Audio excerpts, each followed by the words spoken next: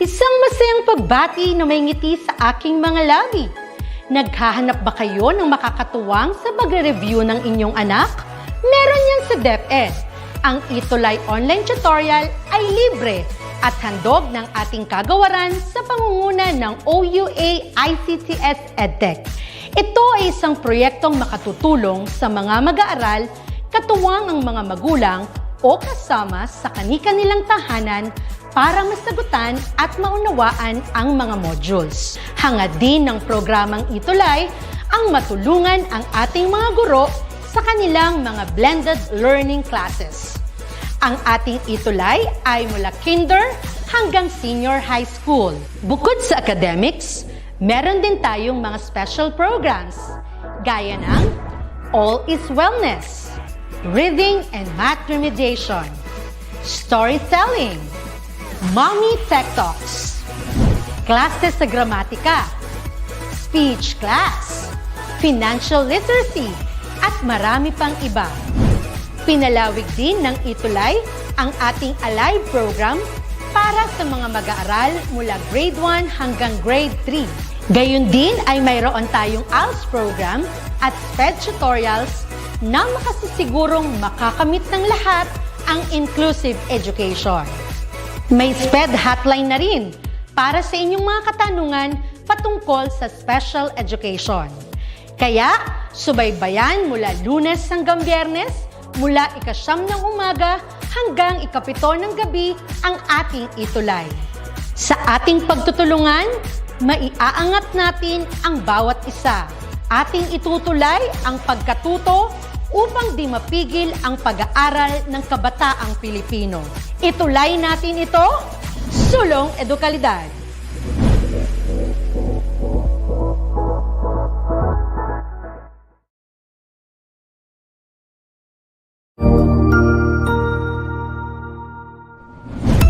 Good day, everyone! I am Sir Robbie, and together, we will learn the word of the future, robotics. Did you know that here in Educational Technology Unit, robotics is a priority to make every Filipino learners and teachers competent and meet the demands of the future global scene? Wherein teachers, students, and parents who wanted to learn robotics is just a click away for free. Robotics is an interdisciplinary field which integrates computer science and engineering. It involves design, construction, operation, and use of robots to assist human activities.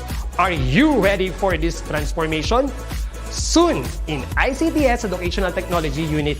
Come and join us and love the future para sa bata, para sa bayan, at para sa guro. Sulong edukalidad.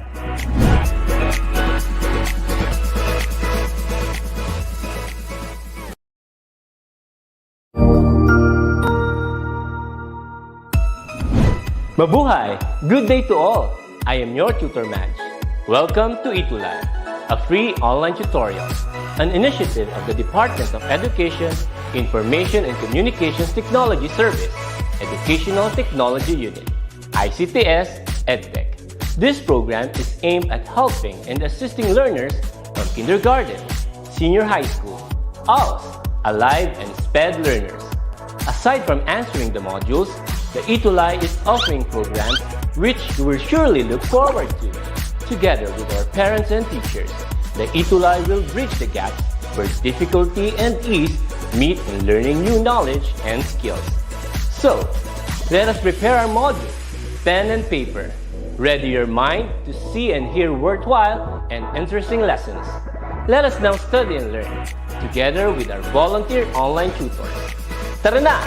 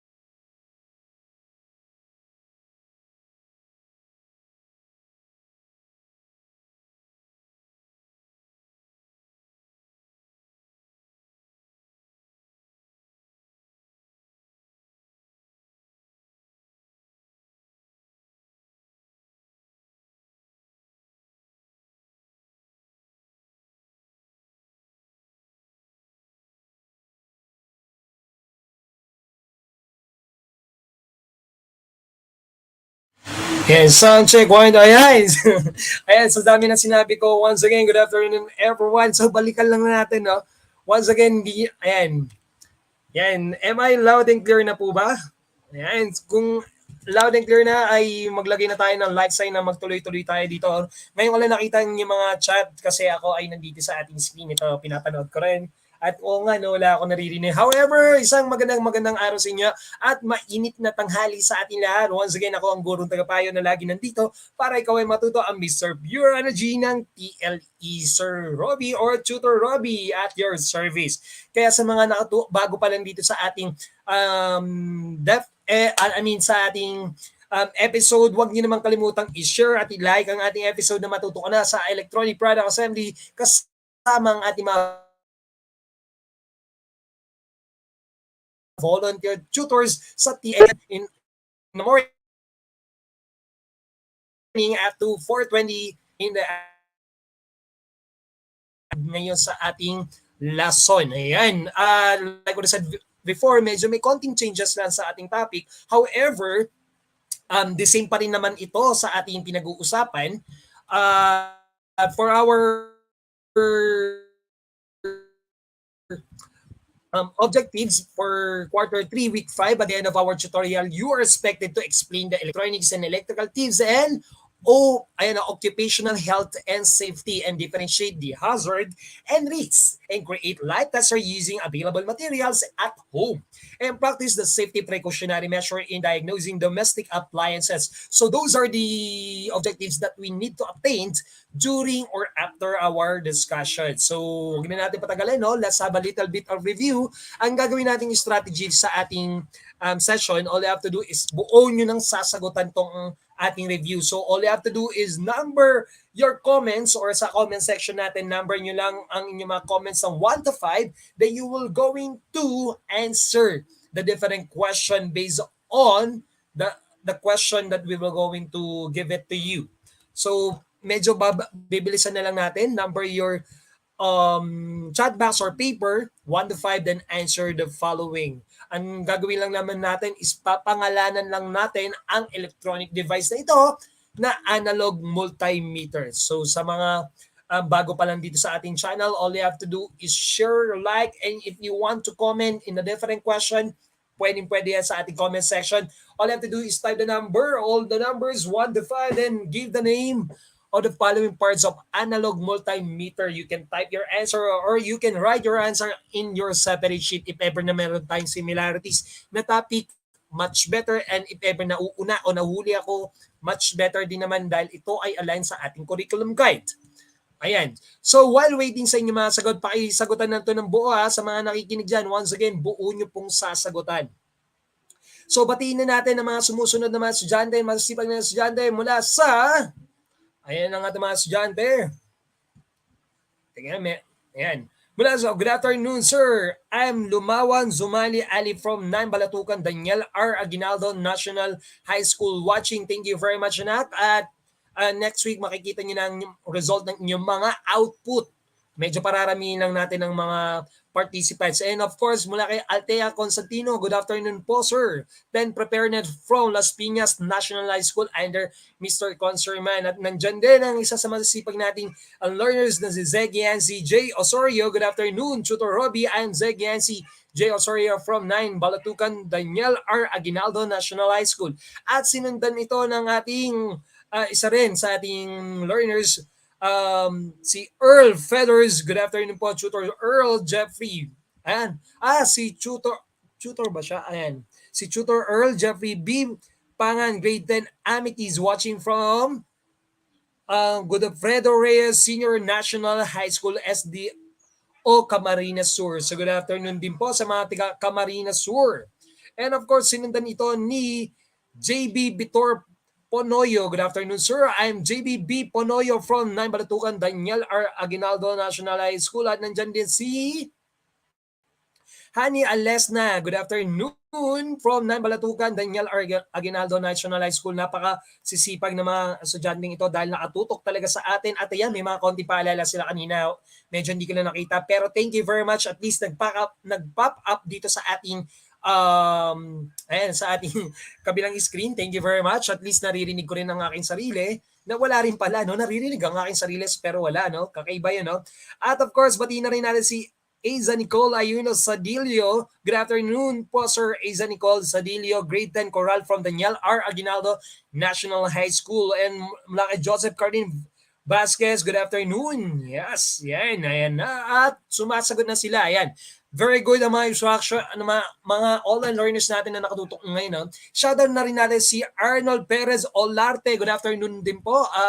Siya ay si Arnold P. Olarte Jr. na Balatukan from Daniel R. Aguinaldo National High School din to for sure. And of course, sa ating tutor, yan, one of our tutors sa hairdressing, si Tutor Erza Ulep. Yan. At kasama niya rin si Tutor Vicky. Mamaya yan ay matututukan niyo yan after this session. So hindi na natin patatagalin, no? Tuloy-tuloy na natin at i-shoutout na rin natin naman nakakuha ng tamang sagot after I shared those answer or the different parts of this analog multimeter. The first parts is meter scale. Second is adjustment screw. Third is range selector knob followed by 0 ohm adjustment knob. And last but not least is test probes. So, tingnan nga natin kung sino ang nakakuha ng 5/5. Simulan natin kay Zek. Ayan, mula kay Zek, ang sagot niya is meter, needle corrector, or adjustment screw. Pwede rin yun. Range selector knob, 0 ohm adjustment knob, and test probe. Perfect ang kanyang sagot. At sinundan din ito. Ayan. At, ayan, nasa na ba ako? Nagulat ako, may nag-chat. Sa ating tutor, ipapasok ba kita? Mag-like ka lang. Nagulat lang ako. Don't worry, tuloy lang natin to sa mga online learning. Tuloy pa rin natin to.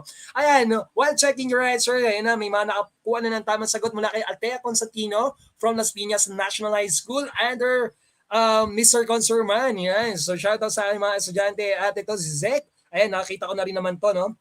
Mula kay Hani Alesna, yes. Ayan, medyo kulang lang ang kanyang sagot, no? Scale, it should be meter scale. Hani, napakarami ng klase ng scale, no? Be specific next time, but you don't have to worry because you got 4/5 pa rin naman. Ayan. At kay Miggy, ayan, kay Miggy Marsonia, meter scale adjustment screw, range selector knob, 0 ohm adjustment knob, test probe. Miguel Joyce T. Calais. Yes, so shout out sa inyong lahat. At mula dito, ayan, sumagot din si Julia Cuesto Gonzalez, no? Very good din number 1. How about the other parts? Ayan, no? At kay Amina Latada, meter scale, needle corrector, range selector knob, 0 ohm adjustment knob, and test probe. At ito, last but not the least, no? Good afternoon po, Stella Marie Zarillano, grade 9 Sage from Godofredo Reyes Senior National High School, SDO Camarines Sur. Yes, ayan na. At tuloy-tuloy na natin to, no? Huwag na natin patagalin dahil kayo ay nakakuha ng maraming tamang sagot. Good job. Give it. Ayan. Yes, at tuloy-tuloy na natin to. Konting review lang tayo with regards kung paano ba ginagamit ang multimeter. Although, hindi ko dala yung aking multimeter, pero konting review lang tayo dito ngayon. No? So, this is a basic step. How are you going to operate your multimeter or even regardless kung siya ay digital or analog, the most important is how to manage or operate your multimeter. The first thing that you need to do is gently press the probes together several times to see that the meter or the needle pointer is defect. So that is the indicator that your analog multimeter or digital multimeter is in a good condition, no? Although hindi pa yung pinaka-perfect kasi magbe-base pa rin tayo sa result. Okay, second, join the thieves of the test probe and the red and black meter leads. Third is, if necessary, use the 0 ohm adjustment knob to adjust the needle to read the 0 ohms before you read the resistance or the amount of resistance. Followed by read and analyze the condition as well as the actual resistance value. And last but not the least, to begin measuring the resistance or to complete the continuity test, place one pros at each end in electrical circuit or electrical device to be tested. So this part, which the 1 to 5 is addressing sa tinatawag nating ohmmeter. So definitely ang nasusukat lang nito o na-measure is of course, yung resistance lang. Then more than that, wala na.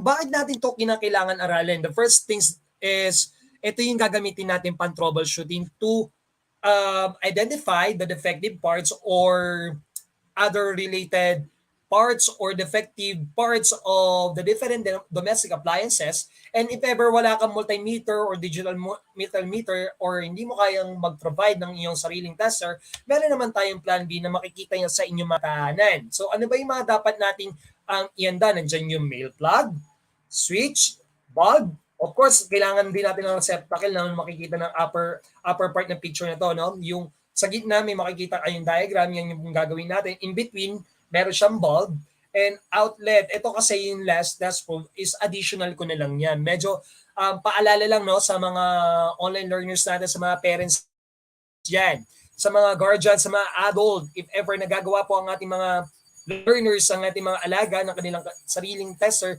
patnubay ng magulang ay kailangan upang sa gayon kaligtasan ang manguna sa kanilang kalagayan. Okay, so before we engage, ano lang yung simpleng tip, no? Before you create your own tester. Okay, so magkakaroon ulit tayo ng simpleng activity, but this activity, konting activity lang to.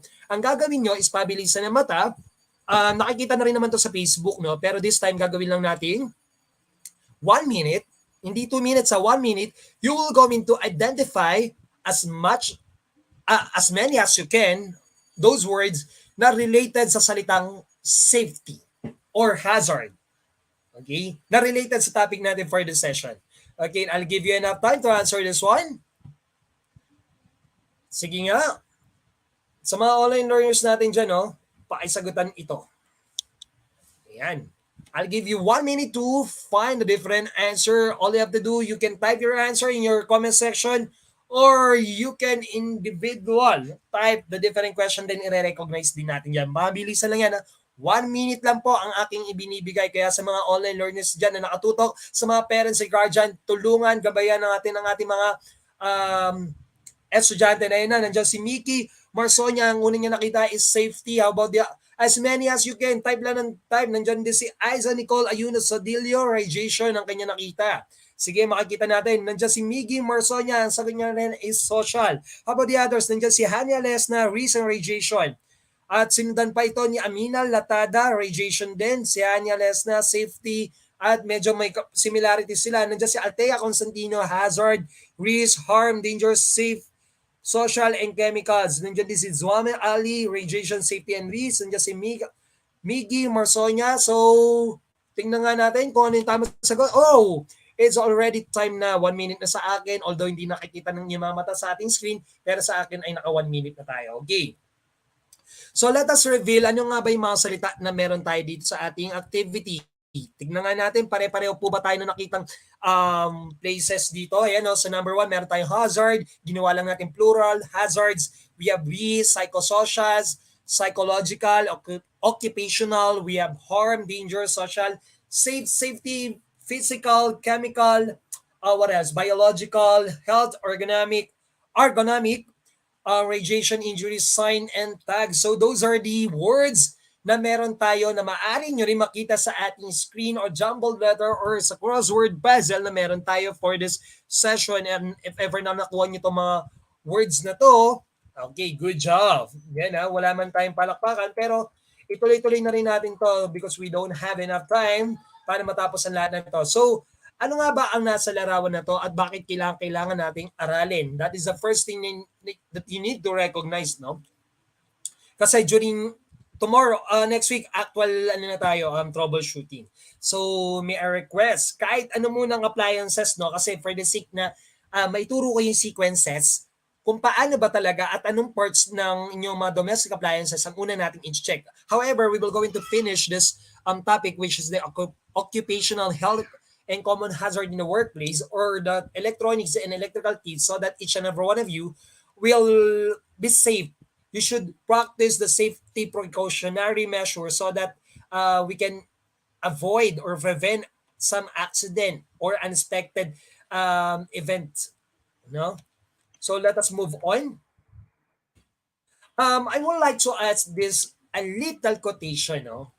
Ano nga ba ang ibig sabihin nito? Sige nga sa mga online learners natin dyan, pakitype ang inyong mga sagot sa ating comment section kung ano nga ba ang ibig sabihin or what can you say or for you, what this sentence says or what is the deep meaning of this sentence.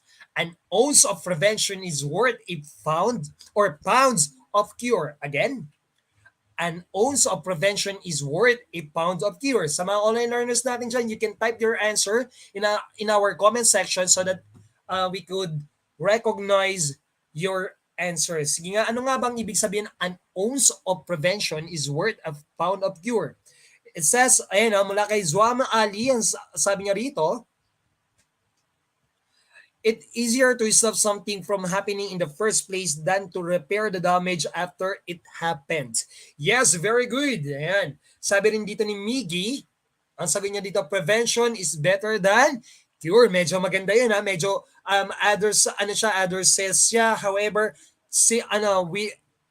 it is the same thought with our saying dito. Yes, very good. Shout out kina Zuam Ali and Miggy Marsonia. Tama ang inyong thoughts with regards sa an ounce of prevention is worth a pound of cure, or known as prevention is better than cure. So those are the things that you need to recognize or you need to remember every time na nag-engage tayo sa ating pag-troubleshooting, kasi hindi biro ang ating hawakan or may encounter because accident happen in unexpected time. Pwedeng ngayon, pwedeng mamaya, everything will happen sa mga hindi ka inaasahang pangyayari. As long as meron kang miss na hindi magandang bagay, definitely may engage ka sa sakit. Ayan. Sabi nga nila, kahit anong ingat mo, kahit anong iwas mo, kung mahal mo pa, masasaktan ka talaga. Yes, ayun. Charot lang para pampagana yan. No? So let us define what is the meaning of occupational health and safety, or known as OHS. Ayan, no? It says here that occupational health and safety is a subset of public health and focuses on improving workplace health and safety. It investigates worker injury. Ayan, no? Medyo nawala. Okay, medyo nawala ang ating screen. Pero huwag kayong maglala dahil pwede kong ibalik to anytime, no? So ituloy-tuloy lang natin job para hindi tayo mawala. So ituloy-tuloy lang natin. Medyo napindot ko lang yung stop sharing. Okay, so ayan, it's investigate work injury and sickness pattern and makes recommendation for reducing the risk and hazard they face on the job. Ayan. Yun palang ibig sabihin ng occupational health and safety, or OHS. It says here that it is the primary or the to protect employees in the workplace from accident, injuries, and exposure to harmful substances. And of course, occupational health and safety is a multidisciplinary discipline that deals with the elements of workplace health and safety with heavy emphasis on preventing workplace hazard. It should be top priority in any electronics or electrical activities, especially for the newcomers like you, mga learners dyan, no? To avoid accident or property damage or the death or kahit anong aksidente, highly recommended that the safety or the strong safety precautions and practices must be imposed and followed. Okay? Kaya nga sabi dito, an ounce of prevention is worth a pound of cure. Gaya nga ng sinabi ni Miggy, prevention is better than cure. So yun lang naman yung konting reminders na dapat nating tandaan. So what else? Ano nga ba yung iba't ibang hazard? But before anything else, bago mo natin alamin kung ano yung mga different hazard, there are various meaning for danger or hazard or risk. However, when it comes to occupational health and safety, the most prevalent one is hazard. Okay, so let us define what is the meaning of hazard. Sige nga. It says here that hazard is any source of potential damage, harm, or adverse health effects or on something or someone. Ayan, it is some of potential damage or harm. When we say harm, it could physical injury or damage to health. Hazard is something that can cause harm. Yan yung ano, for example, we have electricity, chemicals working up ladder, noise, keyboard, or a bully at work, stress, etc. Hazard is something that has the potential to cause harm to people, property, or environment. Kaya sa mga online learners natin dyan, I would like to ask you this. What is the difference between hazard and risk? Sige nga, sa mga online learners na yan, bago natin i-reveal what is the meaning of risk, let us differentiate what is hazard and risk and what is the difference between of them. Sige nga, sa mga online learners natin, you can type your answer in our comment section so that we could recognize. Kindly include also your school together with the name of your teacher in PLE para mas madali natin sila ma-recognize. Okay? Sige nga, sa mga online learners natin dyan, tingnan nga ang inyong mga sagot. Tingnan natin ang kanilang mga sagot. Yan. Ano kaya ang lalabas dito? Sige nga, sa mga online learners natin dyan, huwag kayong mahiya na i-type ang inyong mga sagot sa ating comment section para mas madali natin silang ma-recognize. Actually, ilang slide na lang to. Medyo marami lang yung hazard. However, mas madali natin sila mapapag-usapan if ever mas mabili kayo sumasagot. Ayan, mula kay Zek. It says here that hazard is something that could potentially cause harm. Tama nga naman, no? Potential or possible na mauwi sa physical injury. And when we say risk, this is the degree of likelihood that harm will be caused. Ayan. Pwede yun. Sabi rin dito, ni Miggy, almost the same din. Mukhang alam ko na kung saan ito nakuha, no? Mula dito naman kay Riza May Kaapay, ang sagot niya is, prompt and professionalism, the difference between of them is hazard can harm to worker while risk is can cause somebody's harm. Yes, very good. Sabi ni Zwamhen Ali, a hazard, a source of danger and risk about something. Yes, technically speaking, yes. Medyo nakakalito, no? Pero ganito lang yan. When we say hazard, it is a potential.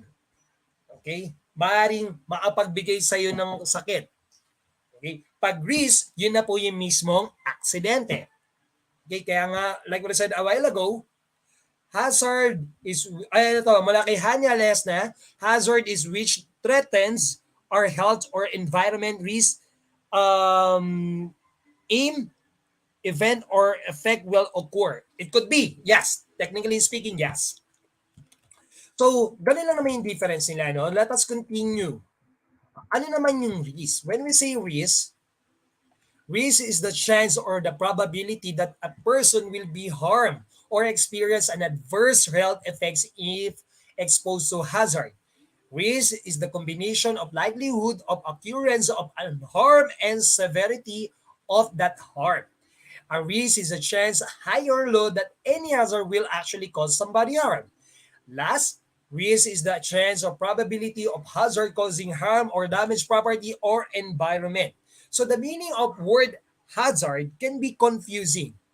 Okay, so sometimes in dictionaries do not give a specific definition or commonly it combines it with the term risk. For example, one dictionary defines hazard as dangers or risk, which help explain why many people use the term interchangeably. However, risk is a chance na pwede ka masaktan. A hazard is a potential risk. It could be a risk. Alam mo na nga masasaktan ka, susubukan mo pa. Ganun lang kasimple yun. So when we say harm, physical injury or damage to health, hazard is a sort of harm to worker, and basically hazard is the potential for harm and adverse. So let us know ano nga ba yung different hazard. First, biological infection or biological hazard. Infection by bacteria, virus, fungi, or parasite through a cut, insect bites, or contact with infected person or contaminated object. Followed by chemical depends on the chemical, physical, and toxic qualities as well as the physical quantities and toxic properties, gases, dust, fumes, vapor, and liquid. Chemical depends on the physical, chemical, and toxic properties of the chemical, gases, dust, fumes, vapor, and liquid. pwede siyang humalo, pwedeng hindi, pwede ka matalsikan, etc. And of course, ito, sino kaya dito ang minsan ganito? Humiga. Ayan, no? Lahat ng potential repetitive movement, yung paulit-ulit na galaw, ay pwedeng mauwi rin pala sa hazard. At yan yung tinatawag nating ergonomic. When we say ergonomic, this is the repetitive movement in proper setup of workstation, poor design of equipment, workstation design, postural or workflow, manual handling, repetitive movement, etc. This is commonly addressed by poor posture, awkward movement, or vibration, lifting movement, etc. As long as may pagkakamali sa pagbabuhat, yung tipo bang mas mabigat pa yung binubuhat mo kaysa sa weight mo, definitely medyo delikado yun. Medyo kinakailangan natin umiwas doon. Physical hazard, it include the slick floors, object in walkways, and safe or mishandled machinery, excessive noise, poor lighting, fire, radiation, magnetic field, pressure is extreme, high pressure or vacuum, noise, and so on. That is a physical slippery floors or something na maaaring makasakit sa iyo physically. Next, physiological hazard. It could be in a shift workload, dealing with the public harassment, discrimination, threat of danger, constant low-level noise, bullying, stress. Shift workload, interacting with the public harassment, discrimination, fears of harm, persistent low-level noise, and stress are all example of psychological hazard or physiological factors. What else? Stress. Psychosocial, stress, depression, violence, etc. It could be the source or the factors of this is the example of hazard. Again, stress, depression, violence is an example of psychosocial hazard. What else? Sleeping and tripping hazard, insufficient machine guarding, and equipment failures or breakdown are all potential hazard. Sleeping or tripping hazard is inappropriate machine guarding equipment, malfunction, and breakdowns. Those are the example of sleeping and tripping hazard. Okay, so if ever na may manakaran dyan, particularly dito sa mga nakasaksak, definitely it could be the root of hazard, no? And last but not the least is radiation, microwaves, infrared, ultraviolet, lasers, X-ray, and gamma rays, even your television, your cell phone, your computer. Okay? Those are the example of hazard or particularly in radiations. So sabi nga nila, ang pinakamalaking radiation na meron tayo ay yung araw. Ngayong tag-init na nararamdaman natin, iwasan muna natin tumutok sa araw. Bakit? Definitely, the impact of radiation coming from the suns is greater than the impact of the radiation from your cell phone. Kaya kung papansinin nyo, pag sumasakit na yung ulo nyo, kakatutok sa cellphone, computer, more than an hour, sumasakit yung ulo nyo, nagiging medyo dry na yung mata nyo, kaya kayo nagluluha. Hindi pa rin kayo nagluluha, ibig sabihin, teary-eye, medyo nagiging mahapdi. So those are the factors na kinakailangan natin i-consider. So, what else? So let us define first, kung meron tayong hazard and risk, definitely kinakailangan din natin ng mga ways. Okay, what is safety and symbols? The first thing is safety. When we say safety, it is a state of being safe. Ayun na. Safety is state of being safe from harm or something that is designed to protect and avoid harm. Again, state of being safe from harm. Safety, that is the technical word. And this is the example of safety and symbols. When we say safety symbols naman, also known as danger symbol or safety labels, this is the graphical representation of safety symbol that warn us or indicate the hazard associated with a particular site or item. That is why, pag meron kayo nakitang graphical symbol or safety symbol katulad nito, mas mainam na yung sumunod. Okay? kesa umiwas. When I say umiwas, is iiwasan natin yung pagbabasa na to. Sumunod tayo. Okay, as well as, umiwas din tayo sa disgrasya. Kumaga, kung alam mo na masasaktan ka na sa kanya, umiwas ka na. Ganun lang yun. Okay, let us move on. Okay, since we are already done the difference between hazard and risk, the safety, and the graphical symbol, which is the addressing the safety symbol, definitely magkakaroon tayo ng electrical safety tips o yung tinatawag natin electronics and electrical tips. The first thing na you need to do every time na nakakita kayo ng ganito sa inyong bahay, anong dapat gawin? Of course, you need to replace or repair damaged electrical cords because they can both fires and electrocution. Maaari kang maka-encounter ng short circuit na magkakos ng fires, or maaari ikaw yung madisgrasya, kung hindi ikaw yung nakakabatang kabatay, di mga hayop katulad ng pusa at aso, basta may open wire katulad nito. Ayan. Maaring madisgrasya ka. Okay? So what else?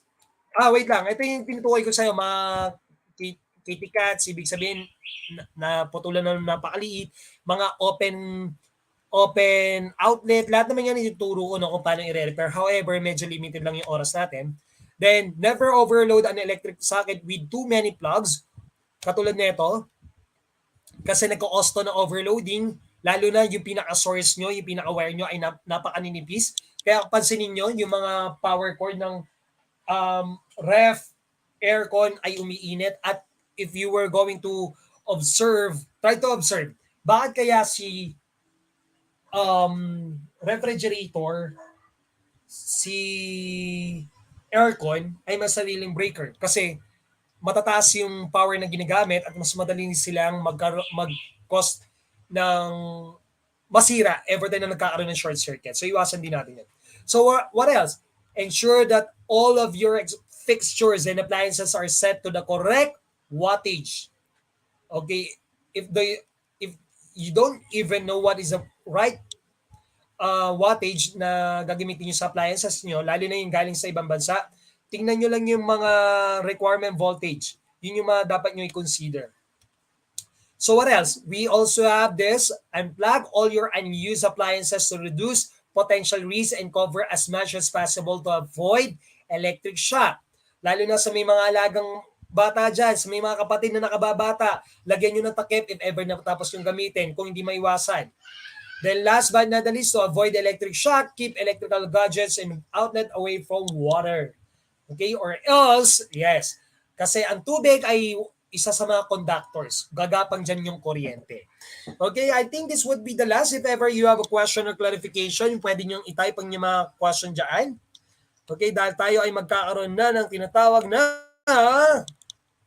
test yourself or evaluation. Kaya sa mga online learners natin dyan na nakatutok, ready na tayo ng ating mga papel at i-type nyo na ang mga sagot dahil ito ang unang question. Okay, direction, answer the following question. What types of hazards are microwaves, infrareds, ultraviolets, lasers, x-rays, and gamma rays? Ano kaya uri ng hazard ito? We have microwaves, infrared, ultraviolet, lasers, x-ray, and gamma rays. Yes. Ano kayang uri ng hazard to? Pakitype lang ang sagot niya. Don't forget to type the number before your answer together with the name of your school and the name of your teacher. Ayan, mula kay Hania Lesna, sagot niya, number 1, radiation, followed by Miggy Marsonia. Number 2 is radiation din. Number 1, radiation kay Zegiansi Osorio. Number 1, radiation kay Hana Kim Purisima. Radiation kay Razami Kapay. Radiation din kay Altea Constantino. Radiation din. Yan, kay Zwam Hayan Ali, nasagot niya rin dyan is radiation. Let us see if your answer is correct. If your answer is radiation, your answer is correct. Okay, now, question number 2. Okay, question number 2. Ayan na, humabol din si JB Vitor Panayo kay Mac Walmar Casabuena. Ayan. Tingnan nga natin. Number 2. It is something that has potential to cause harm to people, property, or environment. Ayun na, obviously, potential to cause harm. Tingnan nga natin.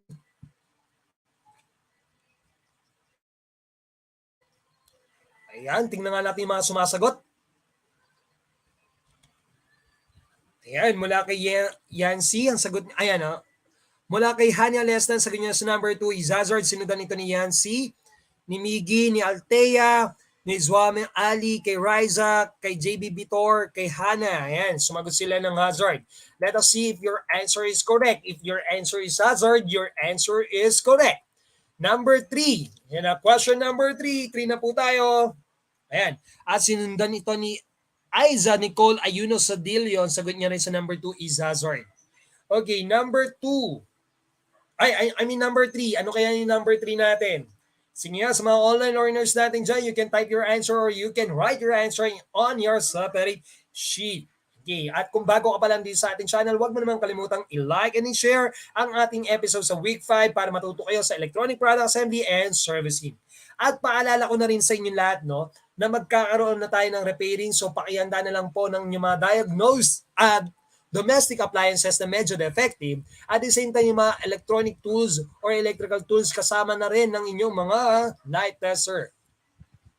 Ayan, para sa number 3, sumagot na si Riza May, si Zek, si Zwamhen Ali, kay Aiza, kay Hani, kay Althea, kay Hana, kay Miggy, pare-pareho ang sagot nila is safety. It is a state of being safe from harm. Yun yung pinaklo natin. Now, if your answer is safety, good job. Okay, you truly understand our lesson for today. Okay, question number 4. Ayan, what are the graphical symbols that warned us or indicates the hazard associated with a particular site or item? Ano kaya yung tawag doon sa graphical symbols na yun? Sige nga. Question number 4 na po yan. 4.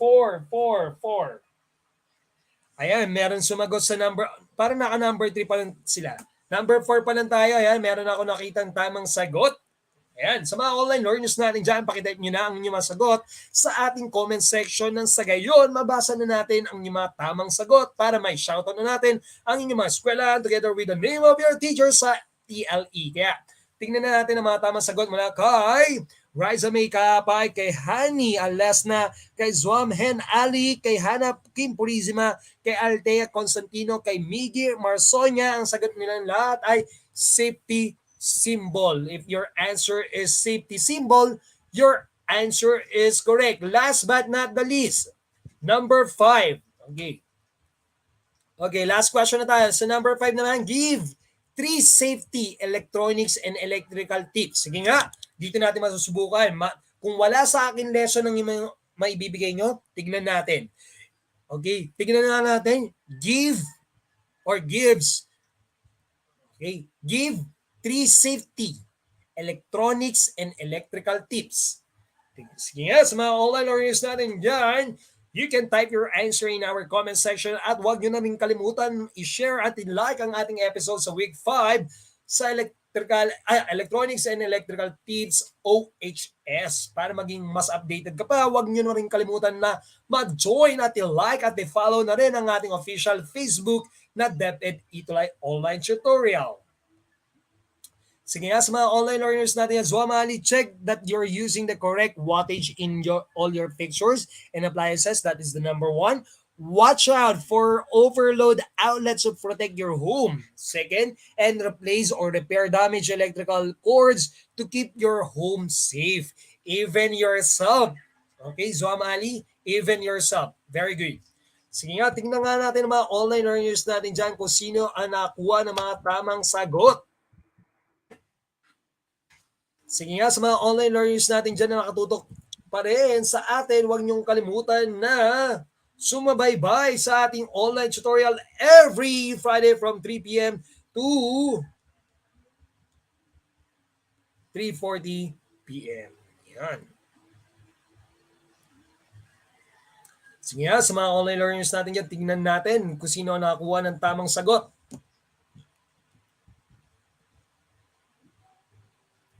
Ayan, tingnan nga natin ang mga nakuha ng tamang sagot. Ayan sunod-sunod lang ang mga sumasagot. Sige nga, tuloy-tuloy nyo lang yung mga sagot. While waiting, I'll give you enough time to finish that one dahil magkakaroon ayan, actually, time check is already 3:53 na, no? So, i-reveal na natin yung nakuha ng tamang sagot. Tingnan nga natin.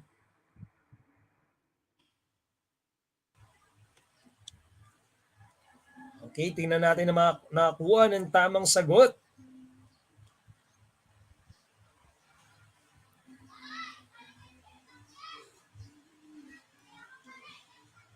Patay, ayan, medyo naglag lang ang aking laptop. However, konting tiis lang dahil, ayan o.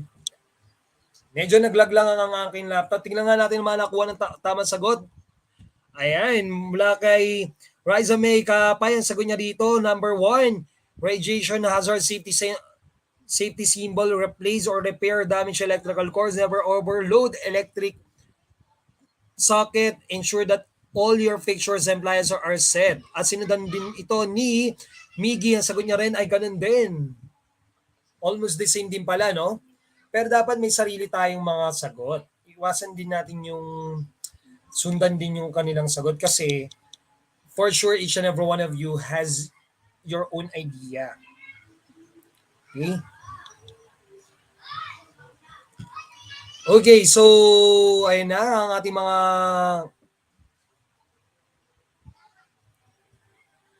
sinto mga to. Ayan.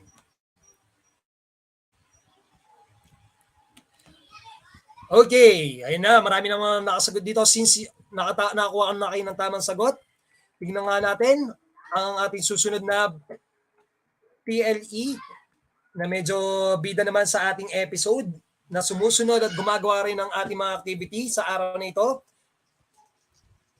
Medyo naglalag, no? Ayan, so sa number, ayan, mula kay Miggy, number 5, do not touch the electrical cords or electric cords if your hands are wet. So mula kay Altea Constantino, number 1 is radiation hazard and safety, etc. So those are the example na meron tayo. Give 3 safety electronics and electrical tips. As long as hindi ka nasasaktan, that is the safety tips na pwede mong gawin. And with that, of course, since we're done ngayon sa ating episode, huwag niyo naman kalimutan i-follow na rin ang ating mga gawain. And para sa ating Be The Best sa PLE, Be The Best, ating PLE badge and ribbon, okay, tinatawagan natin ng pansin ang ating isa sa mga learners natin na totally nakatutok at sumasabay sa mga question and answer natin dito sa ating ETUlay. Let us welcome and congrats kay Lumawan Zwam Hen Ali ng 9 Balatukan, Darniel R. Aguinaldo National High School, at ang kanyang teacher ay si Ma'am MJ Barrios Regalado. So congratulations, ma'am, dahil meron kang estudyante na nakatutok at sumusubaybay sa ating programa. So congratulations sa ating lahat, lalo-lalo na kay Zwam Hen Ali. Okay? Keep it up. Focus lang at gawin lang ng ating mga activity dahil lahat kayo ay pwedeng mag-guest dito, pwede rin kayo mag-present ng iyong mga activity. Yung nga lang, patnubay ng magulang ay kailangan para sa mas magandang session, no? And of course, with that, I think we're done. Okay, next topic natin, next week ay troubleshooting na tayo. At for sure, sa mga online learners natin na nakatutok dyan at sa mga bago pa lang dyan, huwag nyo kalimutan na patuloy na tumutok at sumuporta sa ating mga masisipag, mga tsagaan, magagaling na tutor every Friday from 9 a.m. to 4:20 p.m. At nandyan ang ating mga volunteer tutors na nagtuturo ng life skill long learning para sa bawat isa. At kung may question or clarification kayo, huwag niyo namang kalimutan mag-comment sa ating for more comments and suggestion, you can email us at edtech@deped.gov.ph, and also don't forget to scan this QR code for your feedback. Huwag nyo na din kalimutan na suporta ng ating FB page dahil dito nyo mapapanood ang mga episode nating online tutorial. Kaya kahit matapos na ang oras natin, pwede mo pang panood at balikan ang ating lesson na hindi mo pa nasisimulan o nakikita. At suportahan nyo na rin every Saturday, scouting, once a scout is always a scout. Ayun na, once a scout, always a scout. Ayan na. And with that, thank you very much. For more comments and suggestion, once again, pwede kayong mag-email sa atin. Ayan na. And thank you very much. Next week ay troubleshooting. So be with me. Sana ay makauwi tayo ng ligtas pare-pareho at umiwas tayo sa matataong lugar Ugaliin magsuot ng face mask, mag-alcohol, at mag-ingat. Yes. Thank you.